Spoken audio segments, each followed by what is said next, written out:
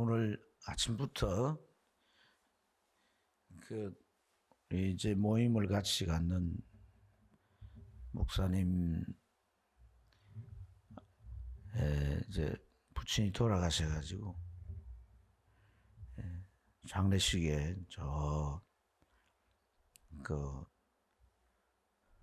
문경 세제약 그러잖아요. 문경 세제 문경 거기에 장지가 있어 거기까지 갔다가 뭐 이리저리 하고 차를 이곳저곳 타고 이제 왔다 갔다 하면서 좀 많이 피곤하긴 한데요. 또 이제 장례식에 참여하면서 또 이렇게 하나님께서 깨닫게 하시는 그런 은혜도 있었어요. 이 목사님의 아버지가 95세의 일기로 이제 소천하셨는데 교제 오랫동안 했기 때문에 간간히 이렇게 뵀는데 그래도 이제 목사님의 아버지에 대해서 뭐 이런저런 얘기를 하지 않으니까 사실은 잘 몰랐어요. 근데 문경의 시민교회 이제 장로님으로 계셨는데 이런저런 장례식이니까 땅에 살았을 때 그 이제 신앙의 그런 행보들 또 행하신 일들 그런 유지들을 얘기하잖아요. 그래서 참 들으면서 참 놀랍다 이런 생각을 하게 된 게 집사 시절부터 이제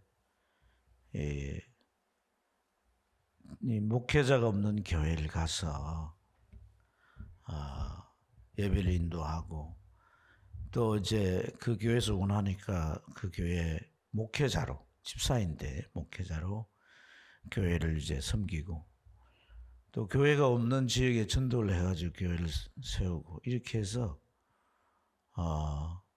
7교회를 목회를 하셨다. 7교회를 신학도 하지 않고 그래서 이제 하는 가운데 교회에서 장로를 세우고 이렇게 해서 이제 어느 때에 목회를 이제 하지 않고 장로로 그 교회에 봉사하시다가 이제 그렇게 돌아가신 거죠.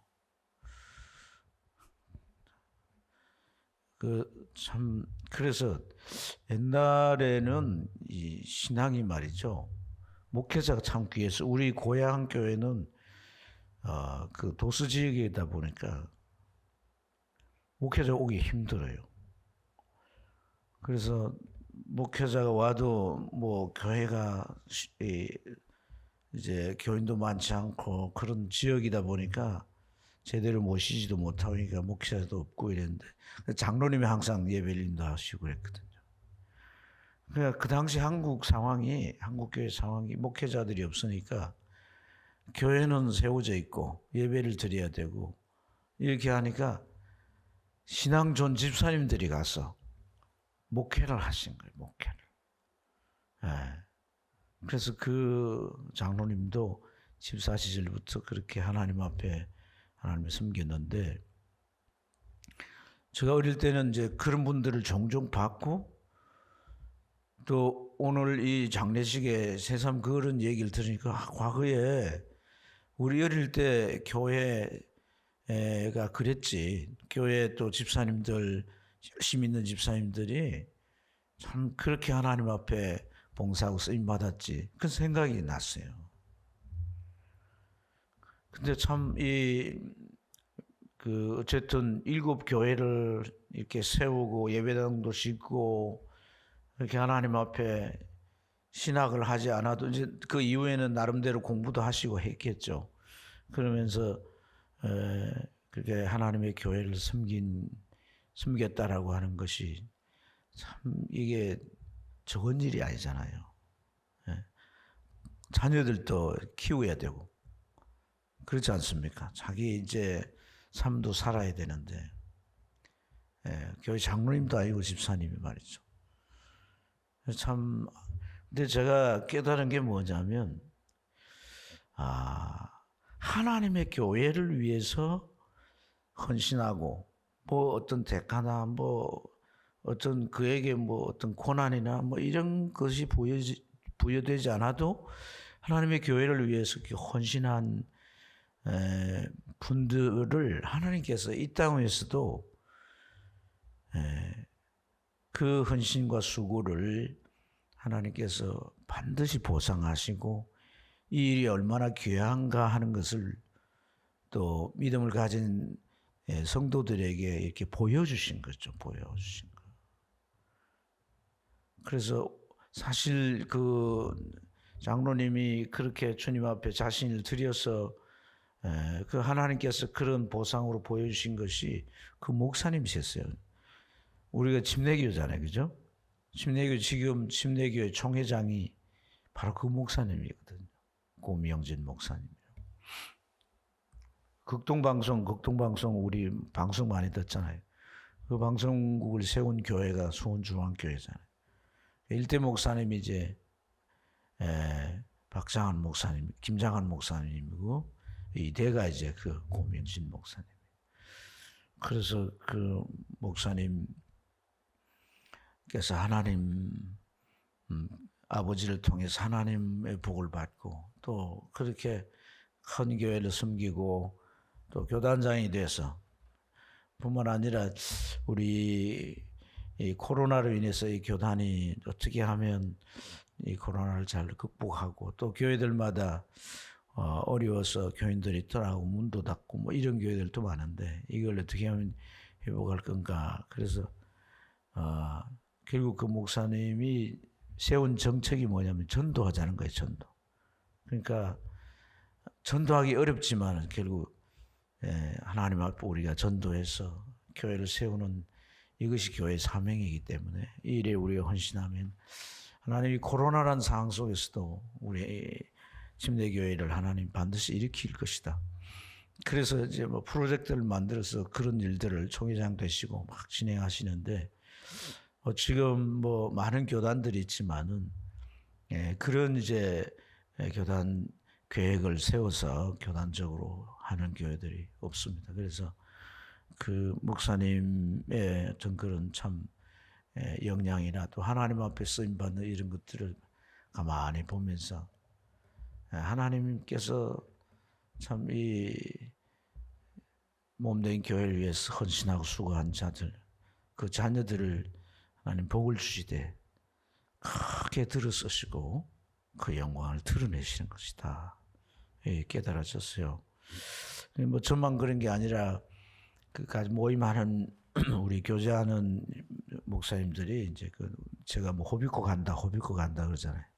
그 모임이거든요. 하나같이 그런 얘기를 하는 거예요. 하나같이 사모님들도 또 가신 분들 이런 분들이 하나같이 그런 얘기를 하세요. 그래서 오늘 새삼 이 목사님이 뭐 여러 가지로 뛰어난 면도 훌륭하지만 이렇게 오산교회라고 하는 큰 교회 가서 목회하시고 또 수원중앙교회는 뭐 이 조교팔 총회 랭킹 한 10위 안에 들 정도로 큰 규모 교회거든요. 10,000명 정도 모이는 큰 교회예요. 영향력은 뭐 말할 것도 없고요. 그래서 참 그런 이제 하나님의 축복이 그냥 있는 게 아니고 하나님이 들으시는 게 그냥 있는 게 아니다는 거예요.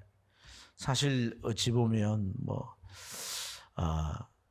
이렇게 하나님 앞에 이 주의 교회를 위해 쓰임 받는 이런 것들이 별로 그렇게 재미없어 보일 수도 있습니다. 또 그런 것들을 또 이 시대는 굉장히 또 기피하는 현상들이 많잖아요. 다 자기 중심의 생활, 자기 가정, 자신의 삶. 근데 이렇게 어찌 보면 소비적이고 또 남이 하지 않는 이런 교회를 세우는 일에 봉사하는 일에 참 현대 그리스도인들은 이런 일에 별로 메리트를 잃어가고 있습니다. 그러나 우리가 기억해야 되는 게 뭐냐면 하나님 말씀이 변치 않는 거예요. 하나님의 약속이 변치 않는 거예요. 하나님이 이 땅 위에 일하실 때 틀을 쓰시고 그 영광을 나타내시는 그 방식은 어떤 시대든 변하지 변하지 않는 것입니다. 똑같은 것입니다. 사람이 변할지라도, 시대가 바뀌어서 사람들이 가치관이, 사람들이 추구하는 게 다 다르다 할지라도 하나님이 여전히 성경 속에서 우리에게 가르치고 약속하신 그런 하나님의 말씀의 원리들, 그 본질은 바뀌지 않는 거예요. 믿습니까? 이게 우리가 신앙생활을 해 가면서 또 소중한 것들이 무엇인가를 깨닫게 하는 그런 이제 교훈이 이런 데 있음을 믿습니다.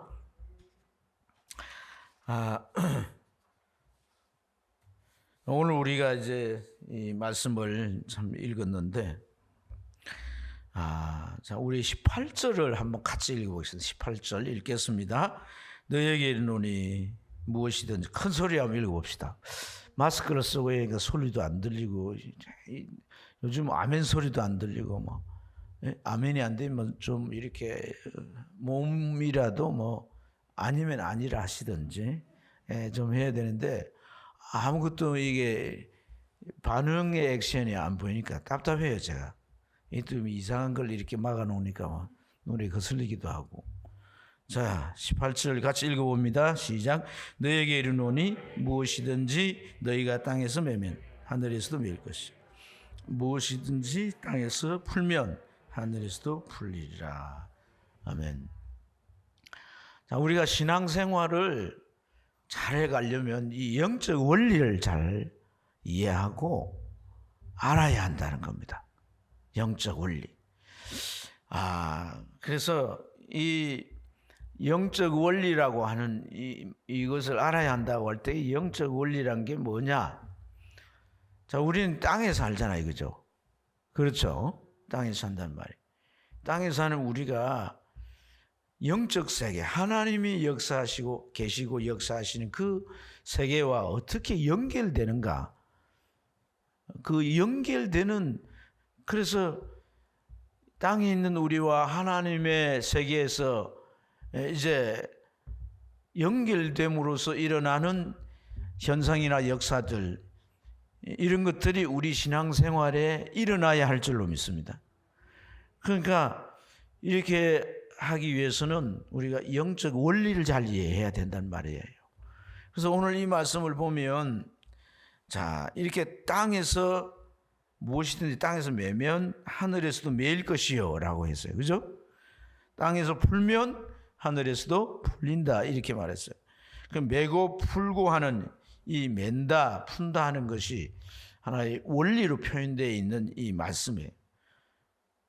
그러니까 매고 푼다라고 하는 것은 결국 우리가 이 땅에 살지만은 우리와 저 영적 세계인 하나님께로 우리가 이 매고 푸는 이 의미가 연결되어 있다는 것을 우리가 알아요. 우선 여러분, 이 말씀이 1차적인 의미가 있습니다. 이 1차적인 의미라고 하는 것은 오늘 이제 이 마태복음 18장에서 우리가 18절부터 보았는데, 그러니까 17절 이전에 있는 내용들의 말씀과 연관된 의미예요. 그러니까 그것의 1차적인 의미가 결국 뭐냐면, 이 교회라고 하는 공동체 안에 어떤 성도가 범죄를 했단 말이에요. 근데 그 범죄하는 것이 분명히 드러나서 누군가로부터 이제 그 범죄에 대한 사실이 알려지게 됐는데, 공동체 안에서 가만 내버려 둘 수 없잖아요. 해결해야 되잖아요. 그래서 두세 사람의 정인이 그 사람에게 가서 그 범죄에 대한 것들을 규명하고 회개를 요구하지만은 그 사람이 만약에 듣지 않는다고 하죠. 그러면 다음에 어떻게 해야 되느냐? 교회에다가 불러서 얘기하라는 거예요. 교회가 말했는데 듣지 않으면 그 사람은 결국 어떻게 했냐면 이 교회를 떠나가게 하라는 거예요. 출교라는 단어를 쓰는데 교회에서 이제 출애시키는 거죠. 그래서 여기에 이 18절 우리가 읽었던 땅에서 매면 하늘에서도 매일, 땅에서 풀면 하늘에서도 풀린다라고 하는 이 말씀에 있어서 맨다라고 하는 것은 한 공동체를 묶는다는 의미예요. 이해가 되십니까? 그러면 푼다는 의미가 뭐예요? 이 공동체에서 결국 떼어낸다는 거예요. 떼어낸다.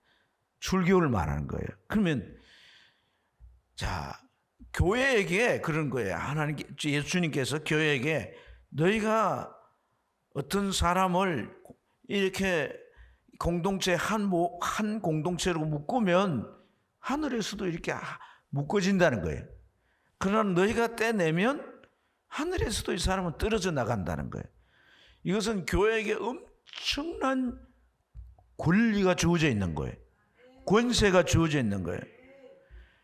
그래서 마태복음 16장 19절에는 교회에게 주어진 권세를 뭐라고 하면 천국의 열쇠를 줬다고 그러잖아요. 천국의 열쇠.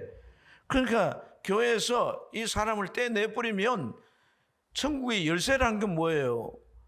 열쇠가 어디에 달려 있는 거예요? 열쇠 어디에 필요한 거예요? 그렇죠? 잠금쇠를 푸는 게 열쇠잖아요. 그죠? 잠금쇠는 그럼 어디에 달려 있는 거예요? 문에 달려 있는 거잖아요. 문과 관련된 얘기잖아요. 그죠? 들어가고 나오고 하는 이 문과 관련된 건데 천국의 열쇠니까 천국 문을 닫고 여는 그것이 결국 뭐냐, 이게 열쇠인데 이 열쇠를 어디에 주었다? 교회에 주었다는 거예요. 교회. 아멘. 자, 그렇다면 이 천국 열쇠를 교회가 가졌고 오늘 여기 18절 말씀에서 이렇게 표현되는 것은 교회가 이 사람을 정말 추례해야 되겠다고 해서 그 사람을 내쫓고 출교를 시켜버리면 천국에서도 그 사람은 그리스도인이 아닌 것으로 된다는 거예요. 하나님의 자녀가 아닌 것으로 된다는 거예요.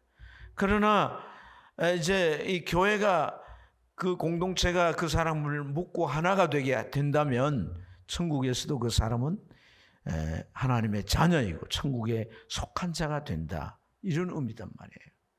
그래서 이 교회가 가지고 있는 권세가 얼마나 큰가를 우리가 깨달아야 되는 겁니다. 교회가 큰 건물을 짓고 그 건물이 아주 디자인이나 이런 그 교회의 어떤 시설이나 뭐 이런 것들이 대단하다고 해서 그건 진짜 교회고 그러지 못하고 뭐 홀 하나 빌려갖고 모여있는 그런 것은 마치 아주 미흡하거나 교회가 아닌 것처럼 생각하면 큰일 난다는 거예요. 그건 너무나 잘못된 오산이라는 거예요. 오늘 주님께서 너희가 이런 표현들, 두세 사람이 이런 표현들이 나오잖아요. 그죠? 공동체로 표현되는 그것은 그 규모와 상관없이 주님의 몸 된 교회가 되는 줄로 믿습니다. 그래서 그 교회가 진정 참됨을 가지고 있고 정말 주님의 몸으로서의 그 구실을 할 만한 그런 결정체가 되어 있다면 이 교회는 천국 열쇠에 그에 주어져 있는 것이고 천국 문을 열고 닫고 하는 권세를 이 교회가 지니고 있기 때문에 교회가 얼마나 위대한 것인가를 깨달아야 되는 거예요. 아멘. 자, 그래서 제가 조금 전에 얘기했듯이 그 집사 시절부터 그 장로님이 이제 참 주님의 몸 된 교회를 그렇게 세우고 자기가 뭐 복을 받으려고 한 것도 아니고 신앙생활 열심히 하다 보니까 참 섬기는 교회가 아닌 다른 교회에 누군가가 그 교회를 세우는 역할을 해주는 것이 필요해서 자신이 이제 교회로부터 파송돼서 가서 그런 일들을 했고 그러다 보니까 더 잘한다고 또 이 교회도 맡기고 저 교회도 맡기고 가서 이제 열심히 해서 교회도 새로 짓고 이런 일들을 해서 7교회를 세웠다는 거예요. 그러니까 이 교회를 위해서 헌신하고 교회가 진정 교회다워지도록 그렇게 우리가 쓰임받는 그것이 얼마나 귀중한 것인가를 깨달아야 되는 거예요. 여러분, 교회를 위해서 내가 무엇이든 한 것에 결국 결단코 헛되지 않다라고 한 것은 그것이 물질이든 여러분 재능을 가지고 봉사를 한 것이든 교회를 위해서 섬겨오는 어떤 것이라도 가치가 있다는 거예요. 하나님께서 이 교회로 나를 부르시고 이 교회 주님의 몸의 지체가 되게 하고 교회 멤버가 되게 하셨는데 그래서 내가 참 내 교회를 사랑하고 내 교회를 위해 기도하고 내가 이 교회 공동체 일원으로서 잘 어울리고, 그래서 어떻게 하면 우리 교회가 주님의 몸으로서 그 역할과 구실을 잘 할 수 있을까? 그런 마음을 가지고 모이기를 힘쓰고, 교회에서 어떤 일을 결정하면 그걸 이루어지도록 함께 기도하고, 내가 할 수 있는 최선의 것을 거기에 보태어서 같이 그 일들이 이루어지도록 하나님 앞에 헌신할 때 그 사람을 주님은 참으로 귀히 여기시고 그 모든 수고와 봉사를 하나님이 반드시 복 주실 줄로 믿습니다. 이걸 우리가 깊이 깨달아야 되는 거예요. 아멘. 그래서 이 교회가 가지고 있는 이 권세라고 하는 이것이 얼마나 중요한가, 이걸 우리가 좀 이렇게 참 깨달아야 되는데, 오늘 이 18절 말씀을 읽으면서 정말 교회라고 하는 이 공동체가, 이건 세상에 뭐 우리나라의 어떤 대기업,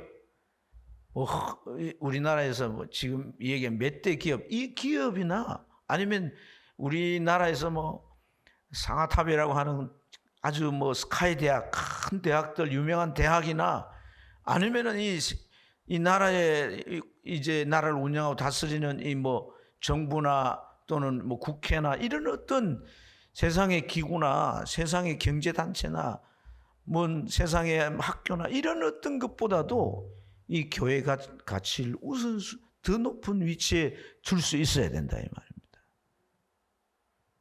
무슨 말이냐면 세상에 그 어떤 것도 천국 문을 열고 닫고 할 수 있는 권한이 전혀 없어요. 교회만이 그럴 수 있다는 거예요. 교회만이.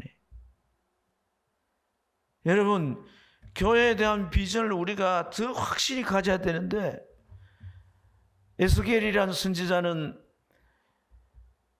바벨론 포로의 생활을 할 때에 하나님이 선지자를 부르서 활동했지 않습니까? 그 에스겔서를 이렇게 쭉 읽어보면 여러분, 에스겔을 통해서 하나님께서 주신 비전이 뭐냐면 새로운 성전입니다. 새로운 성전. 그것은 과거에 솔로몬이 지었던 그 성전을 바벨론 군대가 다 무너뜨려 버렸는데 그걸 다시 재건하는 차원이 아니에요. 그것은 오늘의 교회입니다. 신약 교회. 주님이 몸이 된 교회. 그 교회 비전을 에스겔이 보았단 말이에요. 그 에스겔이 본 그 비전을 에스겔이 어떻게 표현합니까? 교회 물이 가득 차게 될 때 문지방으로 그 물이 흘러내리게 되고, 그 흘러내리는 생수가 닿는 곳마다 회복되는 역사가 있다고 했잖아요. 그래서 아라바 사막이 옥토로 바뀌게 되고 죽은 사해 바다가 다시 생명의 바다, 모든 생명체가 소생하는 바다, 그리고 그 주변에 동산에 있는 모든 식물들은 12달 동안 계속 열매를 낼 뿐 아니라 그 입은 사람을 치료하는 치료제가 된다고 했지 않습니까? 그러니까 우리의 삶뿐 아니라 우리 건강이나 모든 것들을 회복하게 해주는 이 땅 위에 유일하게 하나님이 세워놓은 하나의 이제 이 기관이 있는데 그게 교회란 거거든요. 교회. 그건 학교도 아니고요. 그건 뭐 공장도 아니고요. 그건 국회도 아니고요. 교회입니다. 교회. 여러분, 김구 선생이 경찰서 10개 짓는 것보다 교회 하나 짓는 게 낫다, 이런 말을 했어요. 그 말이 무슨 뜻이냐면, 경찰서는 범죄한 사람 잡아가는 거지만 교회는 뭐예요? 범죄하지 않도록 예방한다는 거예요. 그러니까 교회 역할이 경찰서 역할보다 더 크다는 거죠. 우리가 정말 교회에 대한 사랑과 애착과 가치와 우리가 교회 일에 대해서 정말 내가 지체로서 열심을 내야 되는 것은 이 교회가 어떤 곳인가를 제대로 아는 거예요. 단순히 내가 뭐 좀 봉사하고 이렇게 하면 복을 받는 이런 차원이 아니라, 정말 주님이 이 땅에 세우신 교회가 얼마나 가치 있고 얼마나 대단하고 위대하고 여기에 하나님이 부여한 그런 어떤 능력과 기능과 역할들이 엄청나다. 그래서 이 교회가 교회다워진다면 우선 나부터 잘 편나는 것이고, 세상이 정말 회복되는 것이고 치유되는 것이고 세상을 다시 살리는 그런 역할을 할 수가 있다라고 하는 것이 깨달아져야 되는 거예요. 깨달아져야 되는 거예요. 제가 내일 모레가 주일이잖아요. 그죠? 내일 모레 주일이면 제가 부산의 어느 교회를 가게 됩니다. 오후에. 주일날 또 목사님이 우리를 예배 안 드리고 어딜 가는가 깜짝 놀라시. 오후에 갑니다. 오전에는 우리 교회에서 예배 드리고 오후에 가는데 그 교회 해운대에 있어요. 해운대. 정확한 위치는 안 가르쳐줘요. 혹시 여러분 가까우시면 우리 교회 떠나가지고. 그런데 그 교회 내 친구가 그 목사님이 이제 교회를 개척해서 교회를 세웠는데 친구 목사님이 얼마 전에 코로나로 돌아가셔가 내 장례 치르고 왔다고 그랬잖아요. 그 교회입니다. 그 목사님 돌아가시고 지금 지도자가 없기 때문에 제가 임시 담임 목사가 되어 있어요. 지금 제가 두 교회를 섬기는 목사가 된 거예요. 여러분 뭐 부러워하지도 않고 뭐 그런가 봐 이렇게 생각하시는. 여하튼 제가 자랑하려고 하는 얘기는 아니고 이제 어쨌든 그 교회에 제가 가가지고 내일 이제 모레 저는 행사를 할 텐데 왜 이 얘기를 제가 하냐면 그 교회가 지금 담임 목사님이 유고가 됐는데 지방에 와서 이렇게 임시 담임 목사님을 할 분도 있고 또 뭐 주변에 거기 와서 설교를 해주고 이렇게 할 분도 많아요. 많은데 다 노하는 거예요. 그래서 뭐 저를 부르다 일은 아니고요. 다 노하는데 저를 부르는 이유는 제가 그 교회가 세워질 때부터 그리고 지금까지 이렇게 그 교회에 오랫동안 함께 왔기 때문에 그 교회를 잘 이해한다라고 교인들이 인정해서 임시 담임 목사를 좀 맡아달라고 했을 뿐이에요. 그런데 외부에 있는 목사님을 오히려 와서 그렇게 하질 원하지 않고 지금 자기들 안에서 리더를 만들고 그리고 계속해서 그 교회를 세운 목사님이 가르친 대로 그 교회를 꾸려가는데요. 거기 멤버들은 뭐 울산에 있는 어떤 대학의 교수도 있고 또 어떤 기업을 운영하는 사장도 있고 다양한 사람들이 거기에 있어요. 음악가도 있고 있는데 이들이 자기 교회를 엄청 사랑하는 거예요. 목사님이 교회를 개척해서 돌아가셨지만은 우리들에게 이렇게 가르치셨고 또 성도들이 목사님의 그 지시를 따라 기도하면서 이 교회가 어떻게 되어졌는가 바로 오늘 말씀드린 이런 하늘에서도 땅에서 매면 하늘에서도 매이고 땅에서도 풀면 하늘에서도 풀린 또 교회에 하나님의 진리가 가득 차고 그 진리를 순종하는 자들로 하여금 사람들이 그 교회에 오면 회개하고 회복되어지고 정말 진정한 관계로 서로를 위해서 사랑하고 베푼다는 거예요. 한 성도가 코로나로 인해서 직장을 잃었는데 당장 생활이 안 되니까 누군가가 교회 멤버 가운데 누군가가 봉투다 돈 70만 원을 넣어가지고 생활비를 놓고 갔다는 거예요. 그런 일들이 그 교회 안에서 일어난다는 거예요. 계속 기도하고 그리고 해운대 일대에 매일 나가서 전도한다는 거예요. 주 예수를 믿으십시오. 그래서 사람들이 그 해운대는 서울로 치면 강남 같은 곳이거든요. 똑똑하고 뭐 잘난 사람들이 모여 사는 건데 그곳인데 거기서 막 소리를 지르면서 예수 믿어야 구원받습니다.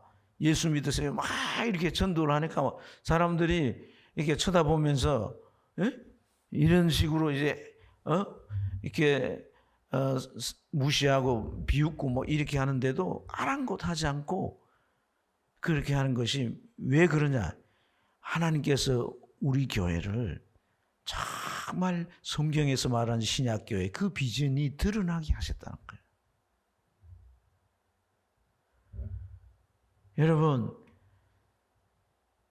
우리가 정말 이 말씀 속에서 영적 원리에 대한 것을 제가 서두에 말씀을 드렸는데, 하나님의 영적 세계인 하나님께서 역사하시는 그곳과 이 교회가 서로 연결되어 있어서 동일한 역사들이 일어나야 된다는 거예요. 아멘입니까?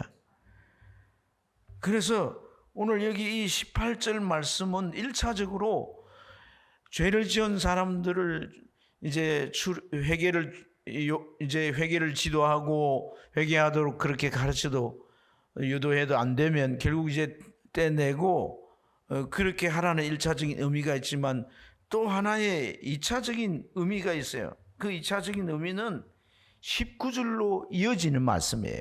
19절을 우리 같이 한번 읽어보겠습니다. 읽겠습니다.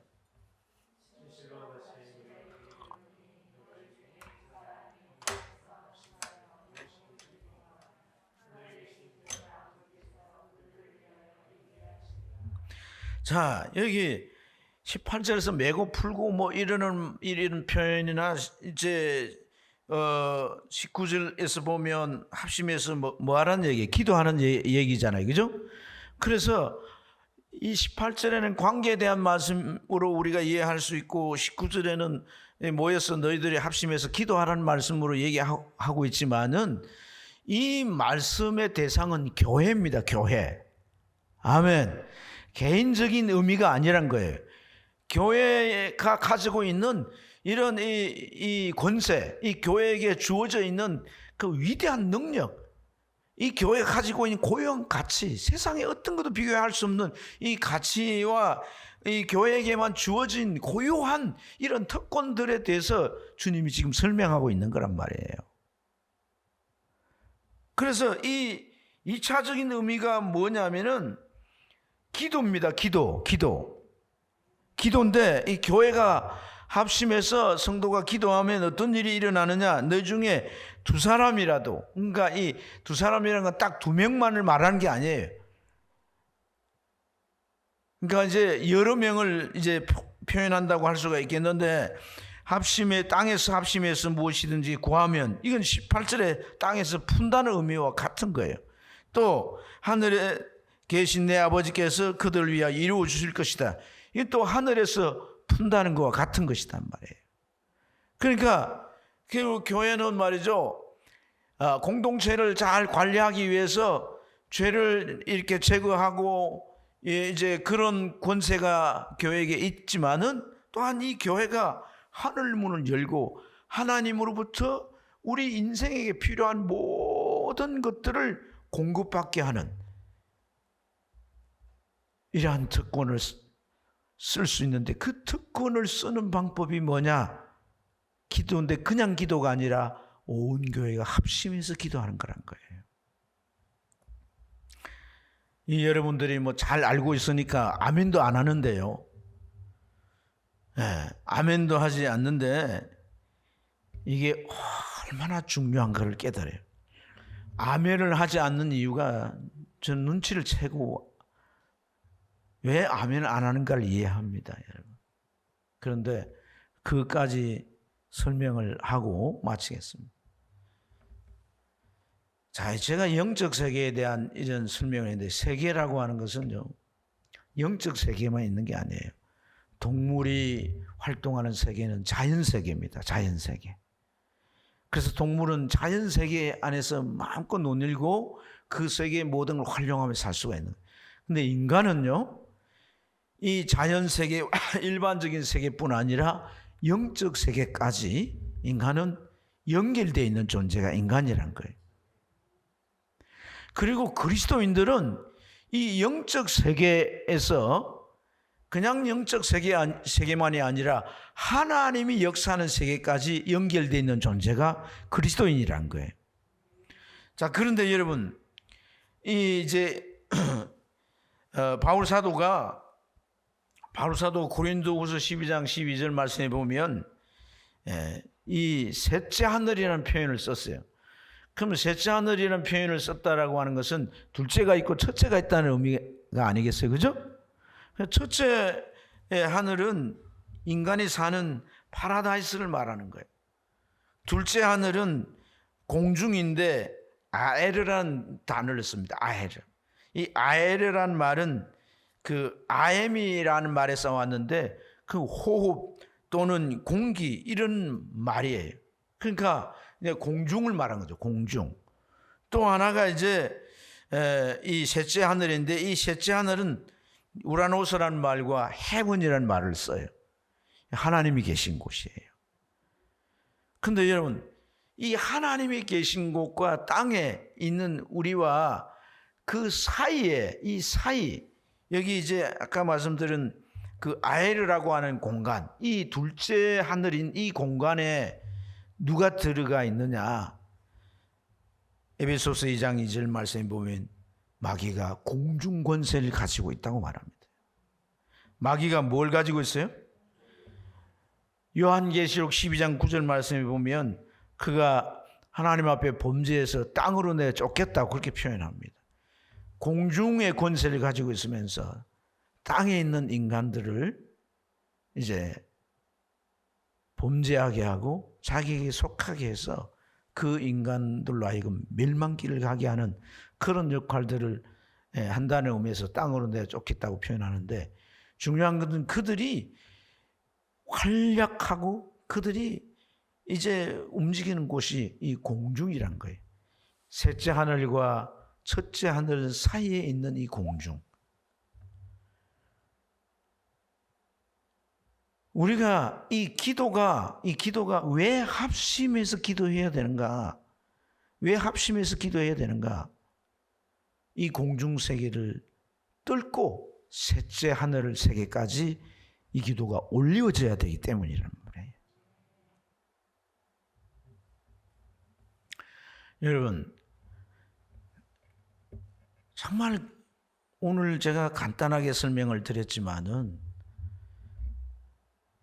교회가 정말 주님의 교회가 개인적으로 또 부분적으로 체험하는 그런 주님의 신약교회 약속만이 아니라 이 교회 안에 풍성한 그런 약속이 하나님께서 신약교회에 약속하신 그 비전이 풍성히 이루어져야 할 줄 믿습니다.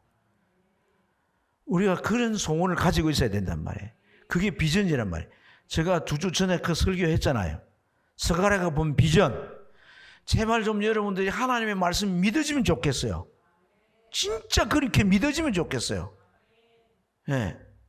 제가 매주마다 뻥치는 설교가 돼도 되겠냔 말이에요. 뻥이나 치는 목사가 돼서는 안 되잖아요. 사실을 얘기하는 목사가 돼야 될 거 아니에요. 여러분이 정말 붙잡을 수 있는 진리를 전하는 목사가 돼야 될 거 아니냐 말이에요.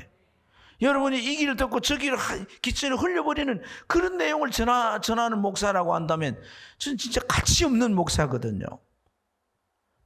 그런데 그게 전부 다 교회에 대한 비전 아니겠어요? 교회에 대한 비전. 제가 계속해서 연초에 이 교회에 대한 비전들을 계속 반복하는 것은 지금 어느 시대보다도 우리에게 교회 회복되어야 할 시기가 아니냔 말이에요. 그래서 정말 우리 교회 안에 개인적으로 성도들이 참 하늘 문이 열려져서 하나님의 은혜를 체험하고 그런 이제 그 은혜들을 맛보는 이런 것들이 있지만은 하나님께서 우리 교회에다가 문을 활짝 여셔서 마치 폭포수처럼 그런 은혜가 부어지기를 저는 소원합니다. 올 한 해 동안 우리가 정말 그런 이 교회로 우리 교회도 좀 이렇게 제가 조금 전에 그 해운대에 있는 교회를 소개를 했지만은 우리 교회도 그런 좀 꿈을 가지고 그런 교회의 모양으로 돌아간다면 그 우리 마음속에 그게 희망이고 그게 우리 안에 있어서 최고의 기쁨이 될 것이고 우리 애를 뜨겁게 하고 열정적인 신앙생활을 하게 하는 것이 될 줄로 믿습니다. 그래서 여러분 이것을 푸는 이제 키로서 주님께서 너희가 땅에서 두 사람이 땅에서 합심해서 무엇이든 구하면 하늘에 계신 아버지께서도 들어주신다. 그러니까 여러분 이 교회를 통해 하나님이 주시겠다고 하는 그러한 교회 비전의 모든 은총과 약속들이 어디에 여러분 어디가 무엇에 달려 있느냐? 이 합심해서 기도하는 기도에 달려 있다는 거예요. 정말 하나님 앞에 우리의 기도가 이 공중의 권세 잡은 음부의 세계에 이 모든 것을 관장하는 이러한 역사들을 다 뚫고 하늘 보좌에까지 우리 기도가 올려져 가고 창원 사랑의 교회를 향하여 하나님께서 하늘문을 확 열어주셔서 이 교회를 통하여 죽은 영혼들이 다시 되살아나고 구원받는 역사가 일어나고 정말 삶에 피폐해지고 물질적으로도 망하고 육체의 질병 삶이 찌들어져 있는 그들이 교회 안에 와서 회복되어지고 삶의 놀라운 변화들이 일어나고 가정이 회복되고 치유되는 이런 역사가 정말 이 교회 안에서 일어날 수 있기를 원합니다. 그것이 일어나기 위해서는요, 주님께서 오늘 이 말씀에 제시해 주는 게 뭐냐? 기도란 거예요. 기도. 너희가 기도해야 하늘에서 하나님께서 너희 기도를 무엇이든지 이루신다는 거예요. 다시 말해 18절의 표현으로 대입을 시킨다면 너희가 이 땅에서 풀어야 하늘에서도 풀린다는 거예요. 너희가 이 기도로 정말 이 하늘의 그 창고의 문을 열어야 된다는 거예요. 그 열지 않으면 안 된다는 거예요. 공중권세 잡은 자가 딱 가로막아서 이 교회를 통해서 세상을 살리려고 하는 그 하나님의 계획을 끝까지 막으려고 한다는 거예요. 그러므로서 우리가 구원받은 우리가 주의 진리를 진실로 믿는 우리가 기도를 통해서 이 영적인 세계를 바로 이해하고 공중권세 잡은 이 사단의 모든 이 차단막을 다 걷어내고 교회를 향하여 사랑의 교회를 향해서 활짝 하나님의 문을 열어주신다면 우리 희망이 있는 거예요. 다시 살아나는 거예요. 여러분이 하는 모든 일도요, 하나님의 복을 부으시는 일들을 체험하게 될 것이고, 여러분의 직장 생활도 여러분이 너무나 소중한 사람 될 것이고, 여러분 자녀들도 하나님이 지혜를 주어서 학교 생활에서 정말 인정받고 그 학교 생활에서도 정말 아주 특별하게 뛰어난 그런 아이들로 계속해서 자라날 수 있을 것이며, 이 교회를 통해서 하나님께서 계속 역사해가는 그 놀라운 하나님의 은혜의 역사들이 이 세상을 향하여 파급되는 그런 역사가 일어날 줄로 믿습니다. 그냥 세워져 사람들이 뭐 몇 명 모이느냐, 헌금이 얼마나 나오냐, 이런 것을 따지는 교회로서는 아무 희망이 없습니다. 어떤 것도 기대할 수 없습니다. 그 가운데 교회에 온 사람들 가운데 열심히 있는 사람들, 그래 하나님께서 교회를 왔기 때문에 또 열심히 기도하니까 그 사람에게 조그만 구멍 하나 뚫어서 은혜를 베풀어 주신 것에 불과하지. 하늘 문을 활짝 열어야 되는 거다. 하늘 문을 활짝 열어야 되는 거다. 그래서 여러분, 주님이 그렇게 말씀했는데 우리가 20절 같이 읽겠습니다. 20절 읽겠습니다. 시작.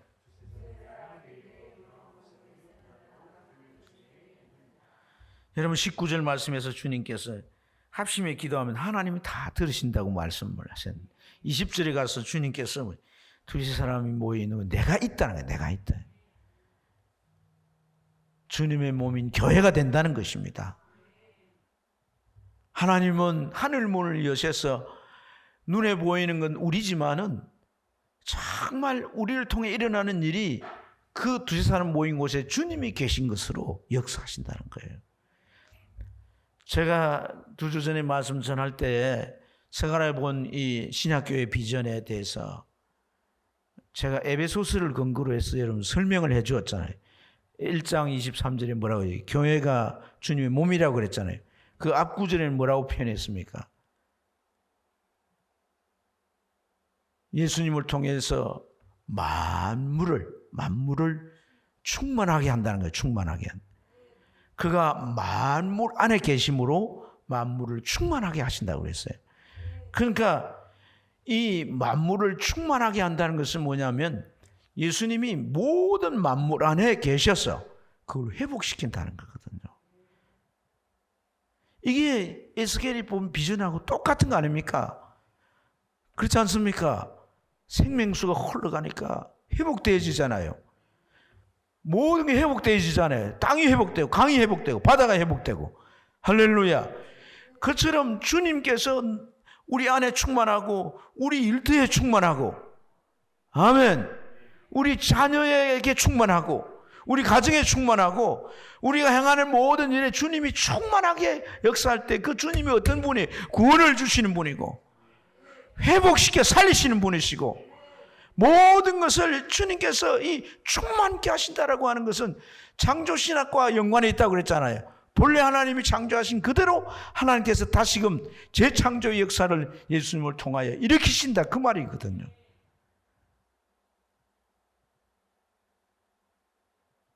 그건 다른 것이 있는 게 아니라 합심해서 기도하는 거예요. 한 마음을 가지고. 아멘. 그래서 참 저는 오늘 이 말씀을 가지고 제가 전하지만은 참 이 기도가 정말 이 공중의 흑암의 세력들의 모든 이 덮어놓고 차단시키는 장막을 뚫고 하늘까지 올려지는 하늘, 그래서 하나님께서 하늘 문을 활짝 여는 기도, 이 기도가 정말 필요하다. 제가 이 얘기만 하고 마칠게요. 그 해운대 교회가 돌아가신 그 목사님이 이 신약교회 성경을 읽으면서 신약교회 비전을 발견하고 저랑 만나면 그 얘기를 계속해서 내가 귀에 못이 박힐 정도로 이제 그래서 그런 교회를 이루어야 된다고 이런 얘기를 많이 했는데 사실 그게 뜻대로 되지 않고 교회가 어려움도 많이 겪었어요. 제가 알기로. 그런데 그 큰 딸이 결혼을 하고 자녀도 셋을 낳고 이랬는데 남편이 죽게 됐어요. 그 세 아이를 데리고 이제 친정에 와서 살게 되는데 그 아이가 너무 괴롭고 힘든 거예요. 그래서 하나님 앞에 자기 이제 딸이 굉장히 참 좋은 조건을 가지고 있는 사람이었거든요.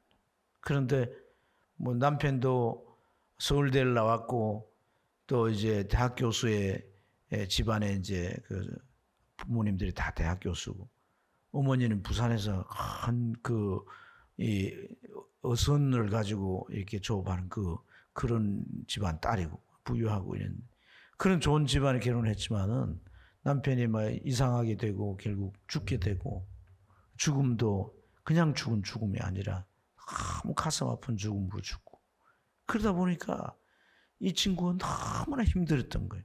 그래서 매일 저녁에 교회 가서 엎드려 기도하는 거예요. 하나님 앞에 하나님 내 인생이 이제 어떻게 해야 됩니까? 이 어린아이를 데리고 내가 어떻게 삽니까? 하나님 내가 지금까지 어릴 때부터 내 아버지 어머니 설하에서 내 신앙생활을 열심히 하고 내가 살아왔는데 내 인생에 어찌 이런 날벼락 같은 일이 그 아이가 계속 기도하는 가운데 하늘 문이 열려서 그 아이에게 은혜를 부으신 거예요. 그러면서 그 아이를 통해서 교회가 회복되기 시작한 거예요. 자기를 내던지는 희생의 기도 한 사람을 통해서 그 교회가 신약교회의 모습으로 세워지는 것을 제가 봤다는 거예요. 여러분 희망이 있습니다. 여러분 정말 오늘 주님께서 이 말씀한 이 19절의 기도가 우리 교회 안에서 회복이 되면 우리 희망이 있는 거예요. 신약교회 비전이 이루어지게 될 줄 믿습니다. 오늘 말씀이 너무 길어서 죄송한데요.